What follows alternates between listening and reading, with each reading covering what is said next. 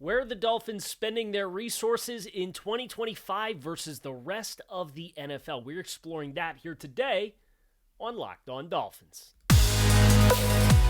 You are Locked On Dolphins, your daily Miami Dolphins podcast, part of the Locked On Podcast Network, your team every day.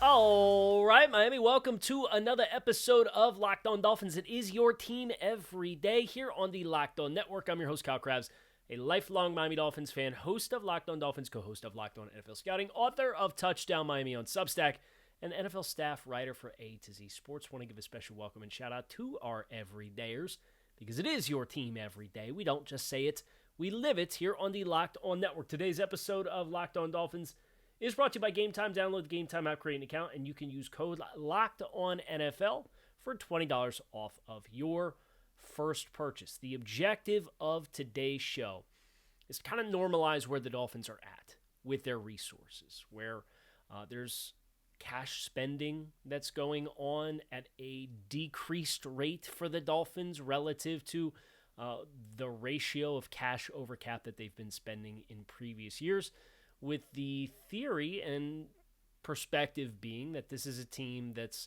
kind of recalibrating and realigning their books for whatever the next optimized build, and whoever is doing the optimized build of this organization, making sure all of that is well aligned. That is certainly the tone of what the offseason process has been like. You know, you're offloading some older contracts, you get some guys that retire, you get some guys that aren't happy anymore with the direction of the team as a team going through a bit of a youth movement and being more focused on restarting a new cycle. So you got guys with big cash schedules set to come off the books, in addition to those who have already had cash schedules that are off the books. And the objective here is to look at, courtesy of Spot Rag, across every position room that the Dolphins have, where do they rank relative to their peers in the NFL in how much cash they are invested in each position room. So it's quarterbacks, running backs, wide receivers, tight ends, offensive line as a whole, defensive line, which does not include some edge rushers because Spot Track's silly like that, but that's neither here nor there. Linebackers, the secondary, and then your specialist kicker, punter, and long snapper, where each one of those position rooms has a ranking on Spot Track with the amount of cash that is being spent and where the Dolphins rank. And we're going to dive right into it here. We're going to do both the offensive and defensive side of the football, but the things that I'm looking for going into this exercise is position rooms. And then when you get context of where are they versus other teams, ask, are there young players on rookie contracts? Is this kind of how they've always been? Is there any surprising numbers for cash distribution? And then we can kind of get into some of the nuances of what the future holds with some of these rooms as well. So I have it up here on Spot Track, and we're going to start with quarterback, where the Dolphins, from a cash perspective, this year upcoming, are set to pay, I don't want to say top of the chart. They're set to pay a pretty penny. The average quarterback room in the NFL is $32.38 million in cash paid to quarterbacks for this upcoming season.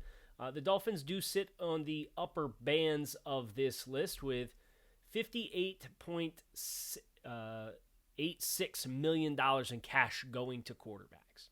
Now, you're paying Zach Wilson 1 year $6, so you obviously have that piece of the puzzle. You have a draft choice that included a signing bonus in Quinn Ewers, so that's a piece of this puzzle as well. But by and large, this contract total is Tua Tagovailoa's salary for 2025.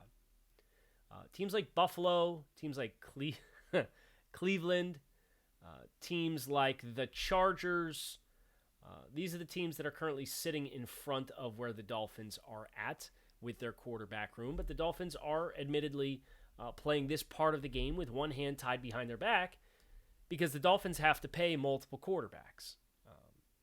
Now, you're not paying Zach Wilson starter money like the Colts are, or the Colts are paying Daniel Jones like more than 2x what Zach Wilson's getting this year. But they also have Anthony Richardson on year 3 of a rookie contract. So Miami's definitely in the upper bands here of cash spending. And with his Tua Tagovailoa's contract, it will be this way both this year and next year, which in March, his 2026 salary became fully guaranteed. Tua Tagovailoa is going to be on the team the next 2 years, right? And that's just the nature of guaranteed money in the NFL.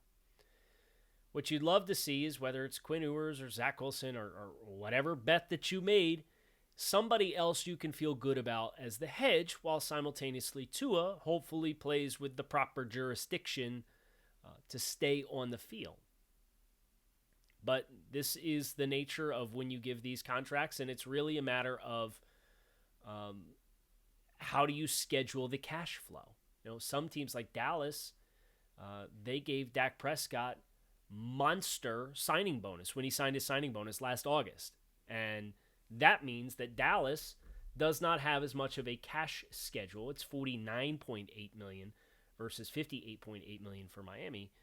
Dallas's cash schedule for Dak, even though his APY is $7 million per year higher than Tua's, he got like an $80 million signing bonus when he signed his contract. It's just a crazy signing bonus. The Dolphins didn't go crazy with the signing bonus because Tua was playing on a 5th-year option, so they didn't want to do too much of a cash advance for pay raise. But then the year 1 and year 2 of the new years of the contract for Tua is where the most robust money sits, and that's how you got through your negotiation and incentivization for Tua to sign the deal. So Dolphins rank high. They're in the top quartile of NFL franchises as far as cash spending. That cannot be said about the running back position. Where the Dolphins, their entire running back room, and think about it, Devon Achane was a 3rd-round draft choice on a rookie contract. Jalen Wright was a 4th-round draft choice on a rookie contract. Ollie Gordon's a 6th-round draft choice on a rookie contract. Alexander Madison's the big money guy in the room. And he's playing for a vet minimum fully guaranteed contract. Running backs on the roster, the Dolphins, $5.5 million in payroll for the entirety of the room. It's less than half of the league average for league spending at the running back position. This is, again, the power of rookie contracts and where they really benefit your team from a team building perspective. The Dolphins have 4 backs under contract for $5.5 million. And that's in cash for 2025. This is not cap space. This is cash. You contrast that. Minnesota's paying $17.5. Obviously, Philadelphia is paying $23.5 with Saquon Barkley. Baltimore just got a nice deal done with Derrick Henry. He's $19.42. Teams that are paying less than the Dolphins in cash in 2025 to the entirety of their running back room, there's one team, and it's the Cleveland Browns at $5.46 million versus $5.5 for the Dolphins. So the Dolphins, least amount of cash schedule, second least amount of cash schedule due of any team in the league to their running backs in 2025. Now, we are going to get into wide receivers, tight ends, offensive line, get into the defensive side of the ball. That is all coming your way next here on Locked On Dolphins, so make sure you guys stick with us.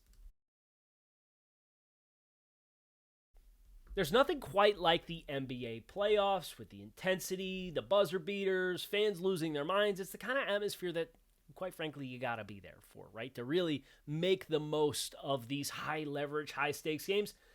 In the NBA Finals, we're about halfway through. Obviously, Stanley Cup Finals as well, 2-2 Panthers and Oilers.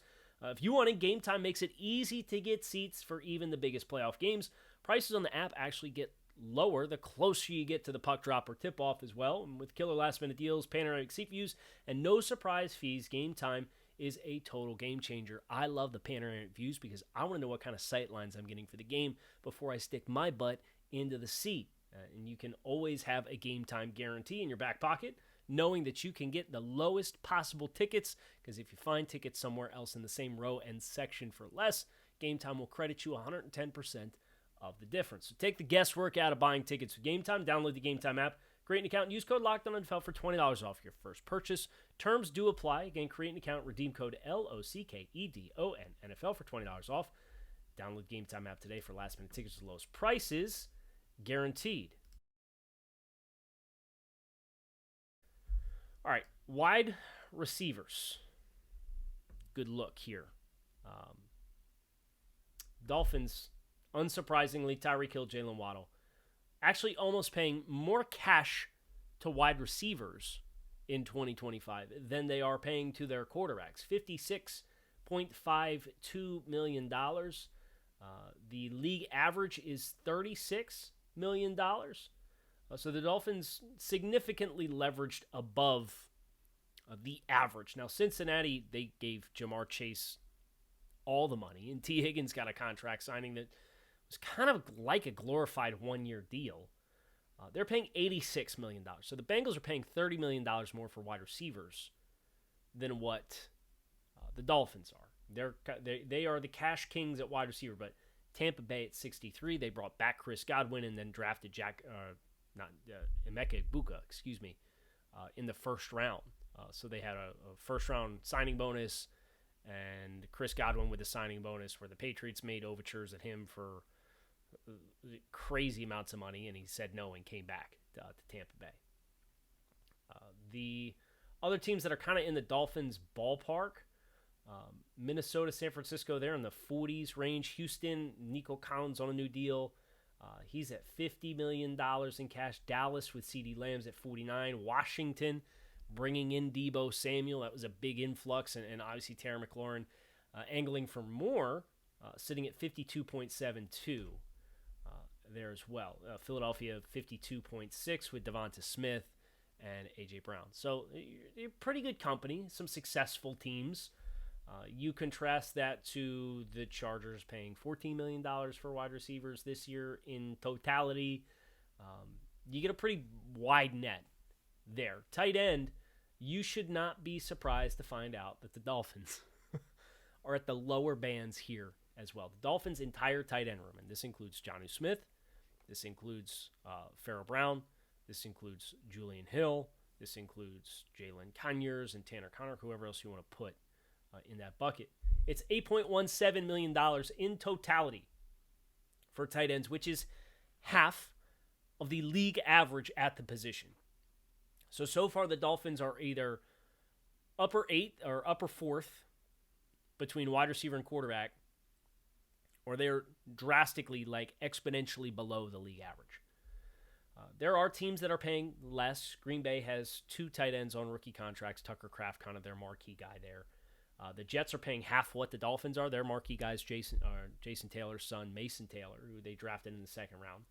The Raiders with Brock Bowers on a rookie contract, but not the year they sign him to the contract where you get the signing bonus. $6.5 million for Brock Bowers. The Bucks at $7.5 million. Dallas at $9 million. The Giants at $9 million. Most everybody else is in double digits, though. So this is another piece of ammunition that I think Jonnu Smith and his camp would look at and point to say, look, let's get a contract extension done. I want to be here. You guys want me here. But let's be real. You guys are in the bottom 5 in cash spending at the tight end position in the NFL. Maybe it's time to change that, right? Relative to the production that you got out of the tight end room last year. And that's not to say that Jonnu Smith needs to be getting Kansas City and San Francisco are spending $24 or $30 million in cash on tight ends. I'm not saying that to be the case. But more than 8, I think that there's a pretty strong foundation and argument to be made that maybe we're due for a little bit more. The offensive line. This group is interesting because the Dolphins have historically been a below-the-bar team in recent years under Mike McDaniel for cash. And obviously, Teron Armstead leaves, and you replace Teron Armstead with a second-round pick in Patrick Paul, who's not in the year in which you signed his contract, so the signing bonus doesn't boost the cash that you're spending. And you could play that exact same game with Jonas Ionaya, although he has yet to sign his contract because the Texans kind of screwed everybody by giving a fully guaranteed contract to the 34th overall pick. Now, nobody else wants to sign. Minnesota, $95 million in cash this year on the offensive line. Philadelphia, $76.9 million in cash this year. Tennessee's at 62. Detroit's at 60 with Ragnow retiring. The Packers at 60. They gave Aaron Banks $19 million a year with a nice hefty signing bonus. The Bears at 73 after signing Drew Dahlman in free agency and trading for Jonah Jackson and trading for Joe Thuney and giving him a new contract. The Chiefs with Trey Smith on the franchise tag, 82.8. The Dolphins sit on this list. Reasonably represented, but obviously they don't have the marquee big money contract at a premium position player anymore. Now, Austin Jackson is their most expensive starting offensive lineman. It's $40 million in cash for the Dolphins. The league average is 55. So this is on 2 out of the 3 position rooms across the NFL. You are spending nearly at least a fraction of, at least half, right? It was at running back, you were more than half. Tight end, you were more than half, or you were at half. And you're about $5 million off from being half off at the offensive line group. Now, it makes me feel a little better knowing that Aaron Brewer's on a veteran contract. James Daniels just signed. You've got Austin Jackson coming back. Then you got 2 rookie contracts with your starters. It's the team building philosophy where at least they took some marquee assets and they put them into this group. And like you will not be surprised to find out that San Francisco is in the same ballpark. They spend 44 and they're paying Trent Williams, right? Like that's where the Dolphins' context of their room I think is a little helpful. But like you should not be surprised to find out that San Francisco is in that ballpark. Now, Dallas is in that ballpark, but they still have, obviously they're replacing Zach Martin, came off the books. They replaced him with Tyler Booker. They got Cooper Beebe on a rookie deal. Almost their entire offensive line, really, is guys on rookie deals. Tyler Smith still on his rookie deal. Terrence Steele's really the guy who's getting handsome compensation for Dallas out of that group.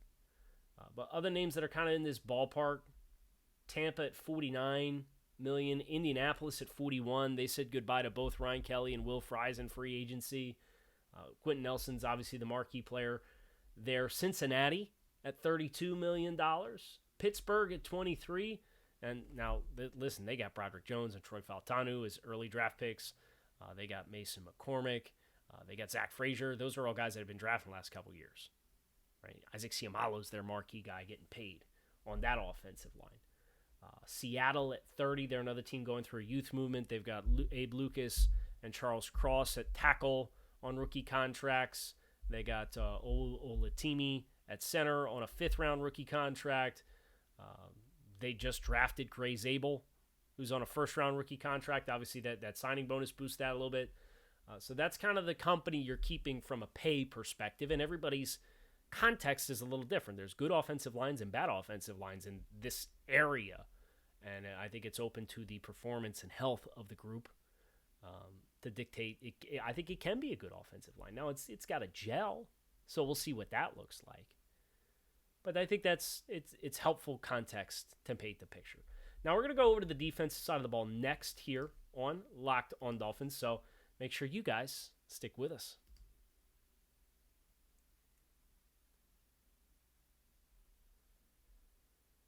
All right, so defensively, we'll start with defensive line, which I wish Spot Track would have like edge guys in their own group, but they don't, and that's why the Dolphins don't rank too high in defensive line, right? Where Zach Sealer's getting paid.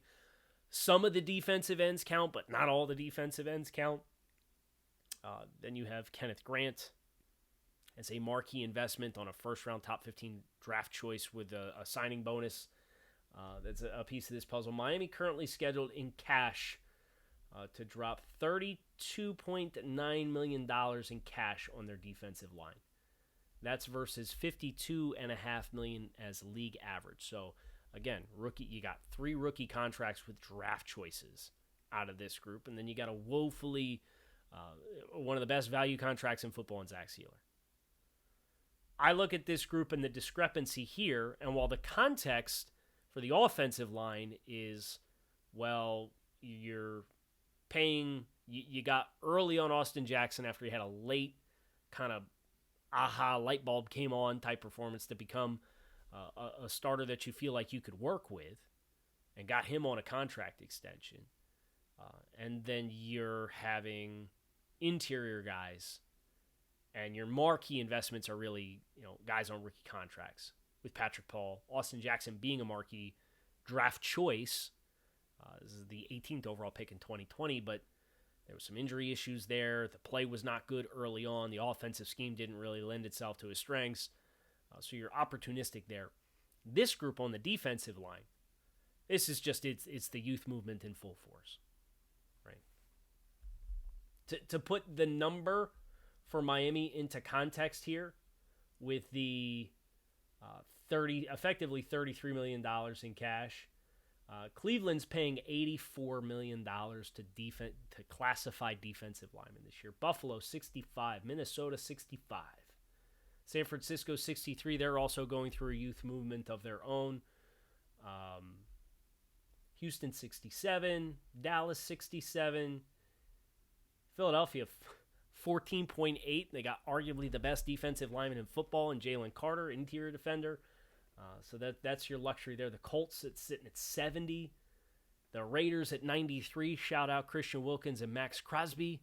$93 million for the Raiders. Yeah, that's crazy money. Versus the Rams as a team who got Kobe Turner and Braden Fisk and Jared Verse. And they just got a slew of guys on rookie contracts from the last 2 years. The Rams' entire defensive line is less than $26 million in cash. Right, so the Dolphins, having Zach Sealer as kind of an anchor being there, if you will, and then a marquee first top 15 draft choice with the rookie wage scale. Dolphins kind of sitting middle of the pack, but below average from a cash perspective. Now, linebackers, this is where the Bradley Chubbs of the world live in spot track classification. Dolphins sitting at $45 million in cash. The league average is 33.75. So they're paying an off-ball linebacker in Jordan Brooks. They're paying the Bradley Chubbs of the world. Jalen Phillips is in this classification on a fifth-year option with $13 million. That's why the Dolphins sitting pretty high here.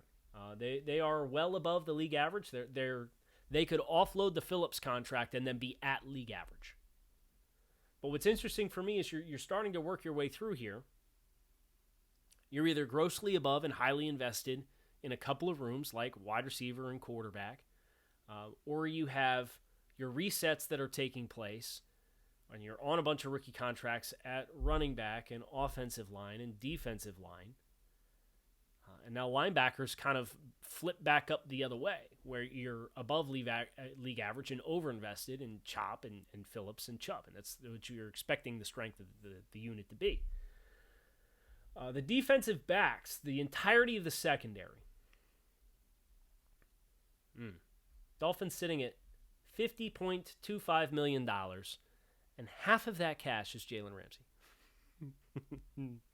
Yeah. So think about that. Half of the Dolphins' cash to all defensive backs this year is going to Jalen Ramsey. League average is 48, and the Dolphins are at 50 and a quarter, while looking at potentially offloading up to $21 million in cash. If the Dolphins find a taker somehow, some way, and they move on from Jalen Ramsey and save the $21 million in cash, the Dolphins will go from 50. I'm not a math guy, but I can do this math. Now you're down to 29. That's not almost half. You're about another $10 million away, and you'll probably end up being closer to that because you're probably going to eat some Jalen Ramsey cash along the way here. But you're going to be significantly deleveraged versus the rest of the league. Once again, the secondaries in the NFL below $35 million in cash this upcoming season includes San Francisco, Philadelphia with Mitchell and DeJean as young standout players, and obviously Sidney Brown is a young player on that group, and they moved on from Bradbury, and they moved on from Slay. So Philly's got a bunch of youth in their back pocket in that regard. Cincinnati, which is not a good group, at 25. The Raiders at 31. The Seahawks at 32. The Rams at they're over 35. That's it. So that's what's really eye-opening about this exercise to me, is to look at where it ranks amongst the teams and to see the Dolphins grossly towards the bottom in a lot of areas. Now, they still have some big contracts and big commitments, but when everything else is not blank slate, but when you don't have big static commitments in all of these other places, you don't have long-term static commitments at running back that are non-negotiable. You don't have static commitments at tight end that are non-negotiable. You really don't have static commitments at offensive line pass this year between Brewer in year 2 of a 3-year deal and James Daniels is in the first year and got no guaranteed money after this year. Right? You're not really, I mean, you got rookie contracts, but Zach Sealer's got 2 years left on his deal right now. Jordan Brooks will be playing in year 2 of a 3-year deal next year, or this year upcoming. Bradley Chubb, you kind of played the game with to game him down and be a little bit more digestible price point. Next year will be the first year you can move on from Bradley Chubb pre-June 1st and actually save money off that contract. So you're not locked in there either. You're not locked in on Jalen Phillips on a contract year. You're not locked in on anybody in the second. Kader Crow, who's on a restricted free, right? It can go anywhere. And I know a lot of Dolphins fans kind of struggle with like getting excited about this season based on like the tempered expectations from what the last 3 years or so have held for the Dolphins. But that's what I would say is I am super excited regardless of the expectations, because you are entering into the great unknown. This thing could go anywhere. It could go anywhere with anybody at any time, with the exception of only a very select handful of contracts. And that's an exciting time where we're going to sit here and we're going to hope that it goes well. Or at least I hope everybody would sit here and hope that it goes well, because we all want to see the team win. And if it doesn't go well, you have draft capital in surplus next year. You're going to have the benefits of an amended cash strategy in the midst of a youth movement and a bunch of young players that different people coming in or potentially keeping some same people from within the building, Anthony Weaver, and letting them try to work with those players moving forward. You could endless possibilities, because by and large across the league, they are flexible. They've got young commitments. They've got young contracts. They don't have rigid cash. They got rigid cash in Tua for this year and next year. They got rigid cash in Jalen Waddle. They got rigid cash in Jalen Ramsey that they're trying to offload. They have rigid cash in Tyreek Hill this year. And there's major cap savings waiting on the other side of the rainbow for Tyreek Hill when you move on, assuming you move on after 2025. Anything else after that, it's wide open. It can look however you want it to look. So I'm going to sit here and hope that it goes really well, so that now all of a sudden you can take the best pieces of what this year looks like and lock those players in and build around it and have the flexibility to do so. Hope you guys enjoyed this episode of Locked On Dolphins. It is your team every day. You can keep it locked in right here on the Locked On Network. I'm Kyle Krabs. That's going to do it for me. I'm out of here. Go Fins.